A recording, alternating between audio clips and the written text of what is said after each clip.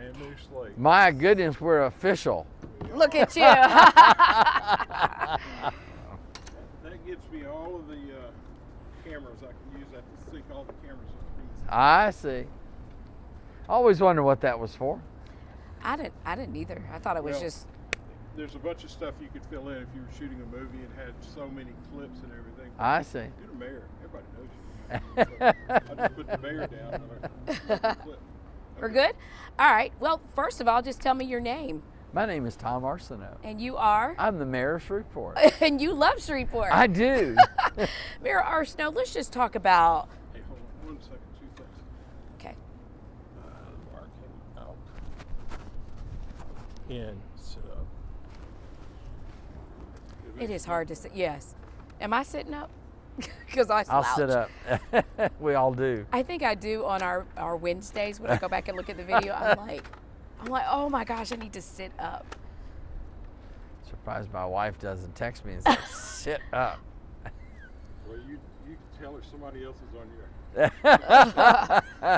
It makes you look good. Oh, good. Thank you, Let Bubba. me do that question again. Yeah. And All right. also, I will be walking around a little bit. Okay, he's going to take video. Okay, tell me your name and who you are once again. My name is Tom Arceneaux. I'm the mayor of Shreveport. Mayor Arceneaux, take me back to when you first heard about a man called Curtis Jackson, also known as 50 Cent.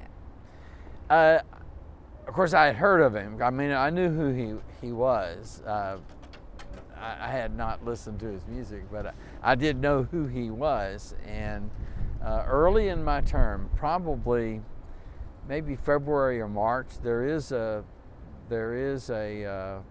I can tell you it was before a certain date because I have a letter that I sent to them. And Orville Hall had contacted my office and said that, and asked whether we would meet with Mr. Jackson.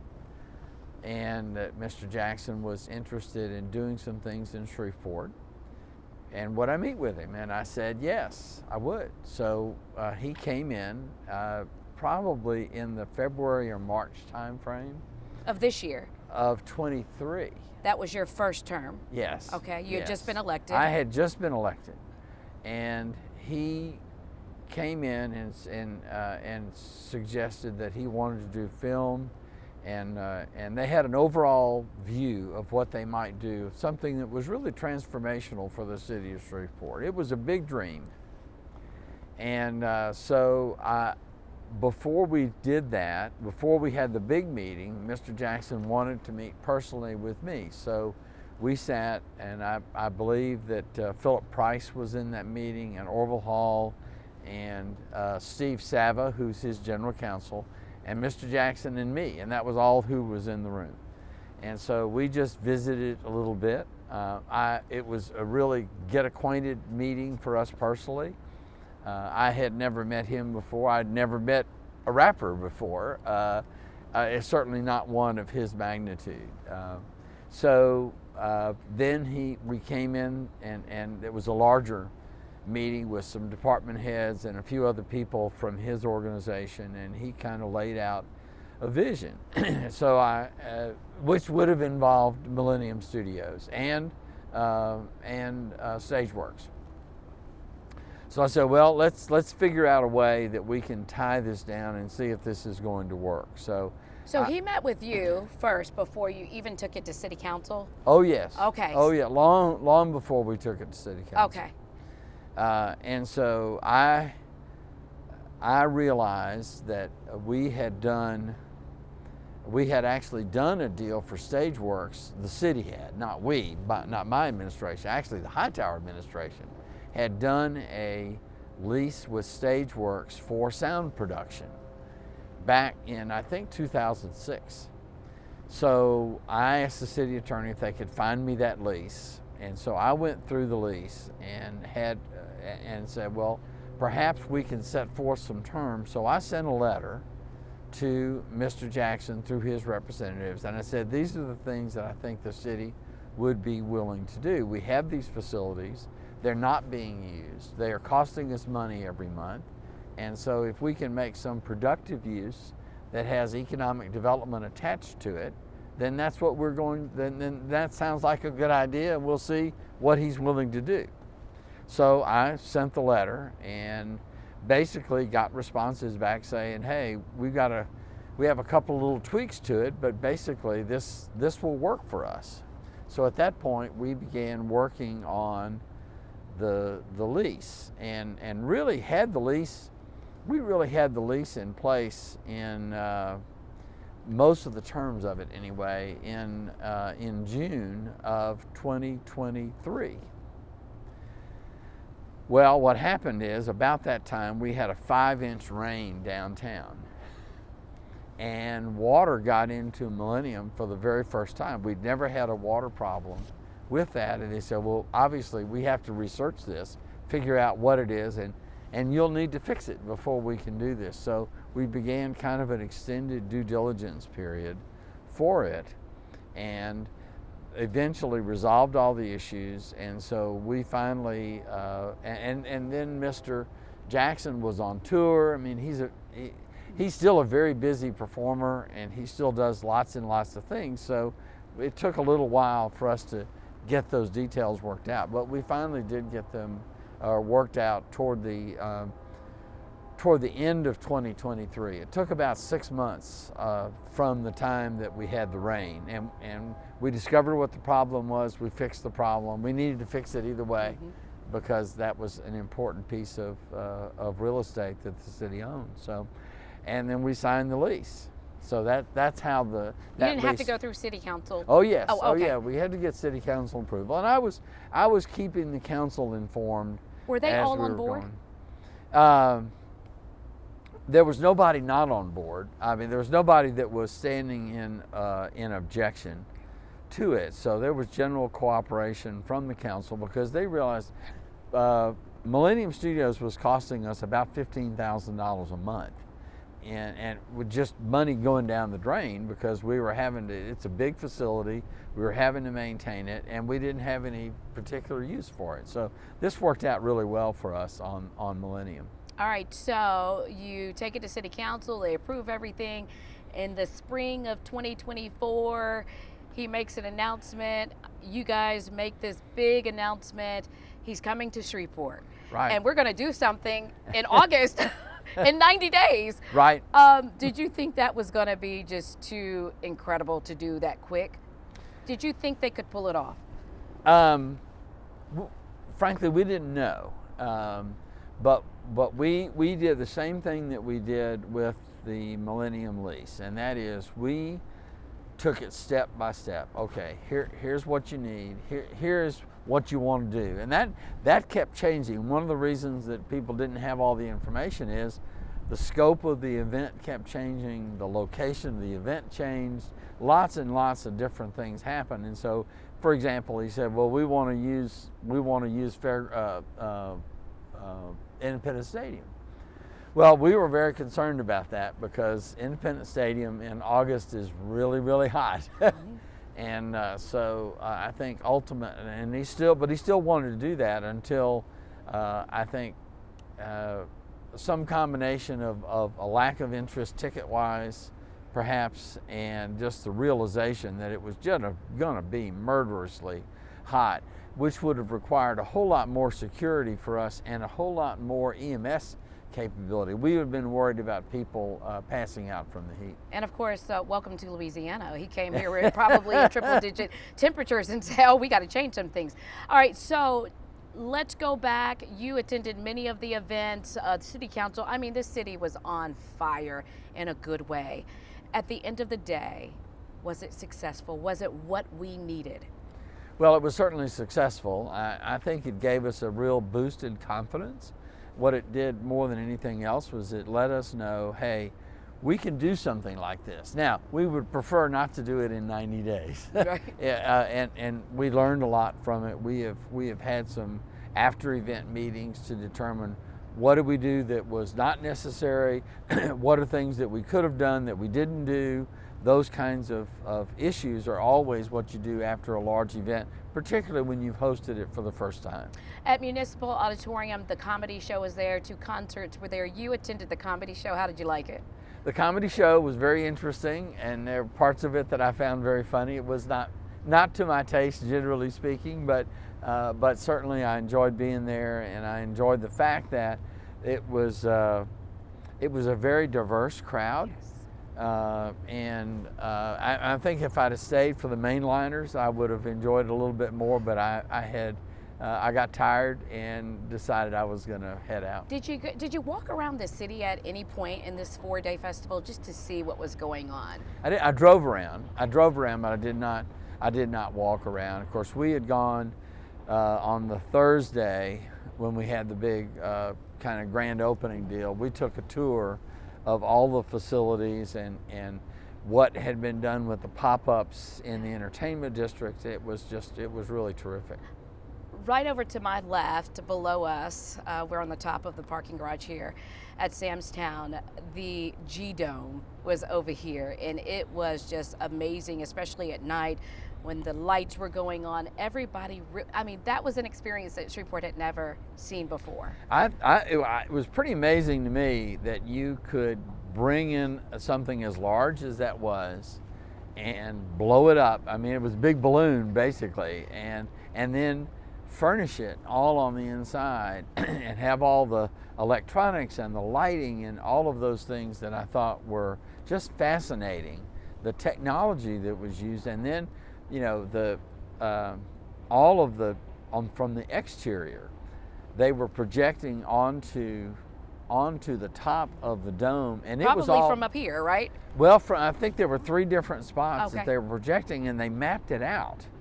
So I came up here. I actually met with Mr. Jackson Wednesday night from like 9:30 to 11:30 on some last-minute details. So I say things kept changing minute by minute as late as 11:30 on Wednesday evening, and I met with Mr. Jackson that night. And when I came out, it was all gridded. There were no. It looked like a compass or a globe with the white. And what they were doing, they were mapping out how they were going to do the projections onto the dome. It was really a fascinating process. And of course it went up in a week, which was also fascinating, and it went down very quickly too. What does 50 call you? Mayor, sometimes Tom. Okay. He considers you a friend. I think we've developed a very good relationship. Yeah. How did it feel to finally, I think it was at the signing of the lease or a document that was kind of blown up. Right. How did it feel to see him finally sign, and I think you signed ceremoniously? Yeah, it was great. We had worked on it a very long time. There were a lot of issues there. None of them contentious. There was a lot involved. I have to say this about Mr. Jackson. His professional team is outstanding. People like Temple Williams and Steve Sava and the other people that he has, Robert Long, the people he brought in to do this they're outstanding people who knew what they were doing, and that made it easier. Now, as I say, it was a moving target, and that created its own set of issues. But we found out that we can be nimble, and we can do those things, and we can do something really big. At one point, the Red River District had to be shut down because so many people were here, and even more wanted to come down here. You wanted to be a part of this vibe. What does it say for this city? Are we coming back? Are we coming, getting into the positive spin of things finally? There were no homicides in 4 days. Yeah. That had to put you at ease, because I'm sure you get a phone call every time there is one. I get a phone call or an email or both every time there is one. We had a very peaceful weekend, and as I've said before. Were you ever concerned it wouldn't be peaceful? Because some people have said the background of 50 and his rapping and things like that. Because you didn't know exactly who he was. Did you feel like there was going to be an issue, like some negative comments have gone out? I really did not. Now, you always have to be concerned about knuckleheads. And what we didn't know is, were we going to be successful in either not having knuckleheads or having knuckleheads behave. And as it turned out, one or the other happened. We had a little bit of crowd control issue on Saturday night into Sunday morning, and that was the biggest issue. But it was handled gracefully. It was handled effectively by the security people that we had, by SPD, and it worked out. It worked out very well. We had a very elaborate security plan. We had people that could have come in. They were on standby. We have people that could have come in for crowd control. We never had to use them, which was great. You know, that's one of those things it's like buying life insurance. You know, you pay for life insurance and you hope you never have to use it. But it was, I think we had a very good plan. Because I was in those planning meetings, I felt comfortable that we really had a very good security plan that was going to be executed effectively. We've chatted about this before. To my left and to your right, we see the Texas Street Bridge right here. We see cars going over it right now. It connects Shreveport downtown to the boardwalk over in Bossier City. 50 has said that he didn't feel like Bossier wanted him there because he wasn't allowed to use the boardwalk in that area. You are friends with Bossier Mayor Tommy Chandler. Is this something that you will talk to him about and consider a change of heart? Or is this something to say, okay, we're going to just keep everything over here in Shreveport? I think you have to look at each issue separately and each event separately. We now have history on our side, and so we'll take a look at that. Mayor Chandler has to make the decisions that he thinks are appropriate for the security and the well-being of the people of Bossier City, and I respect Mayor Chandler for making the decisions he thinks are right, whether I agree with them or not. All right. Anything else you want to add? Trying to think. Bubba? Would you, when you answer, talk to Tom. Would you consider this like GM Motors building a plant here?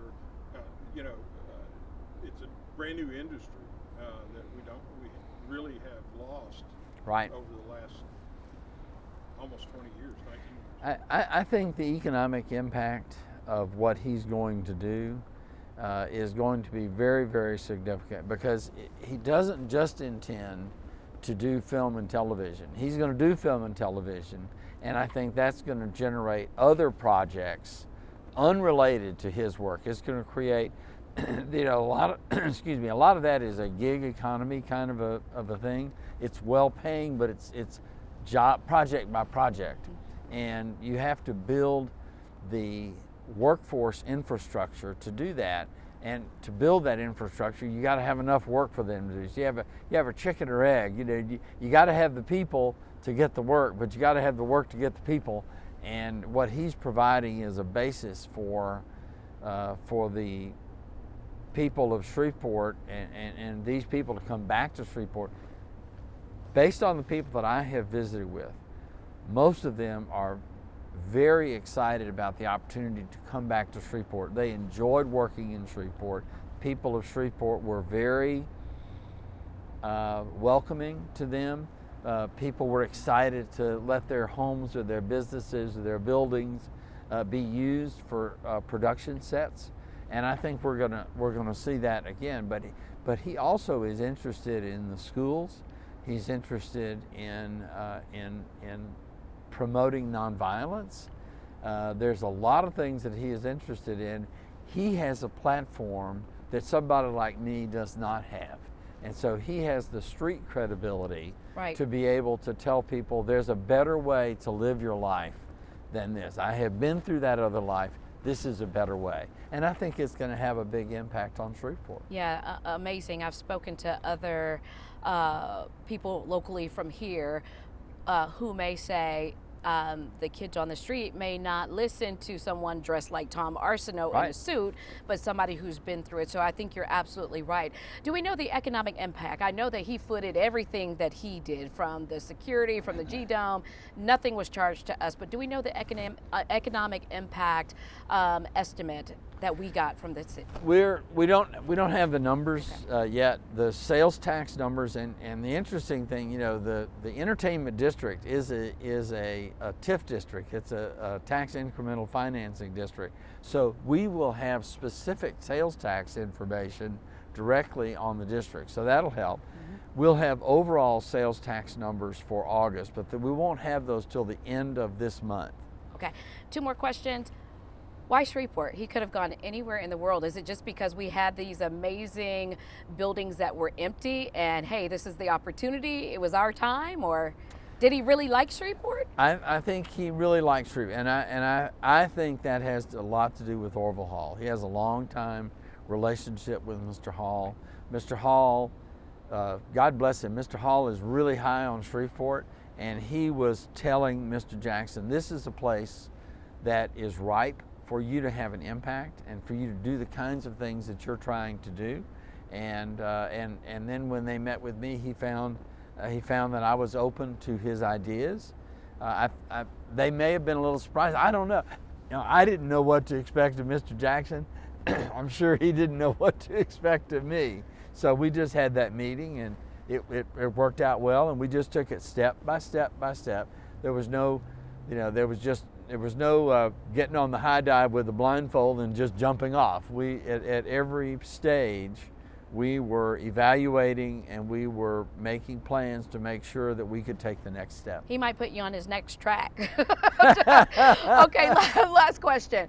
I know that as mayor, you probably fielded a lot of calls from people who were negative, right?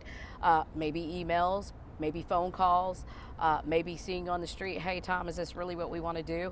And I'm saying Tom because they may be on first name basis with you. How do you reply, and what do you have to say? And I'm asking that question because Liz Swain, the former DDA executive director, who basically went on Facebook and said, cool it, people, calm down, give them a chance. Anytime you take a step out with something that's new, there are going to be people that are going to be concerned, and they were legitimate concerns. What I took those what were the concerns? Well, they were concerned about security. They were concerned about knuckleheads. They were just concerned that this would engender some misbehavior within the city. Was it because of who he is?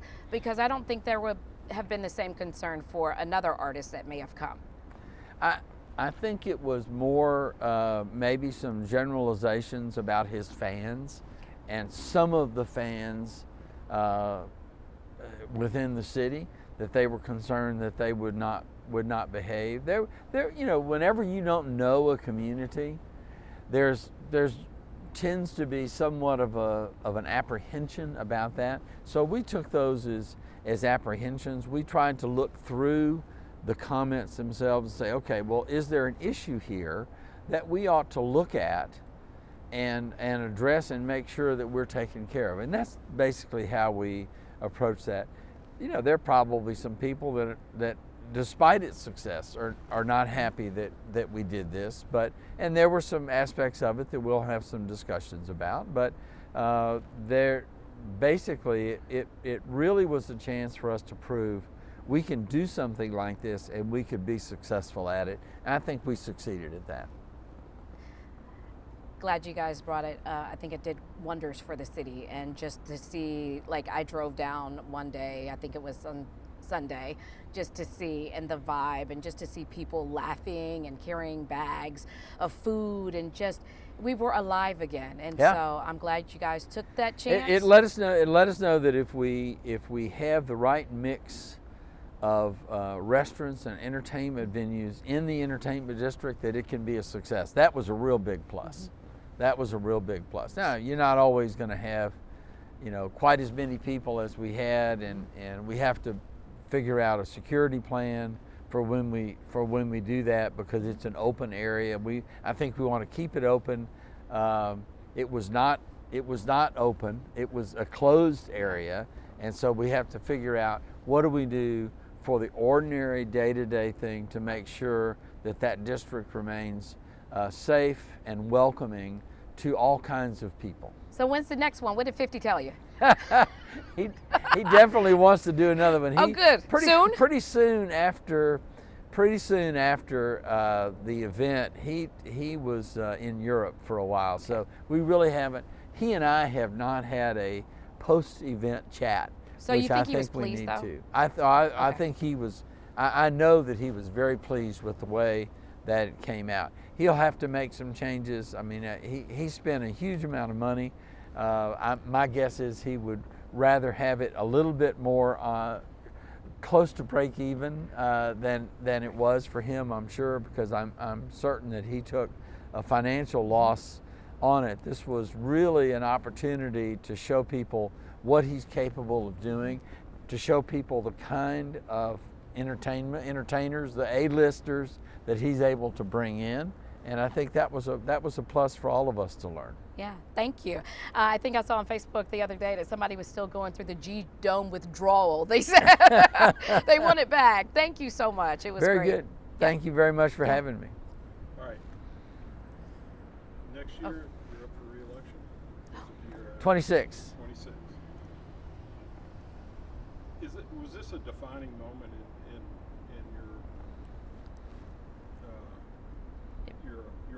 you personally for Shreveport?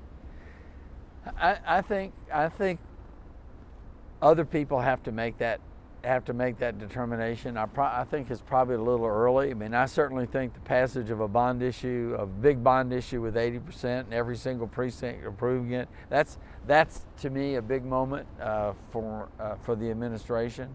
Now we have to carry that out, and we have to carry this out, and so I think defining moments are things that you look back on. They're not things that you can say this is it. So it would be way too early to tell that, and that's something for somebody else to make the decision about. And something you just talked about right before that was about how much it cost him and all that. Well, if the proceeds were going to go to the foundation, what have you heard about what the foundation will do? Well, I really don't know what the foundation is going to do.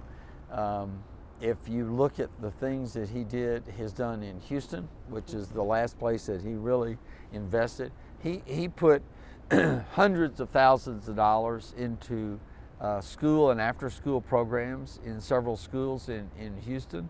I suspect that he will do that too. One of the things that he laughed about with me is he said, I do this after-school program, which is a workforce development program. He says, we have kids that don't show up for school, but they show up for after school. And that's an interesting comment. Obviously, what you hope is they'll start showing up for school as well as after school.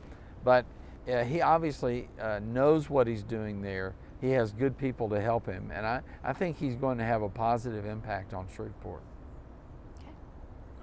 Oh, excellent.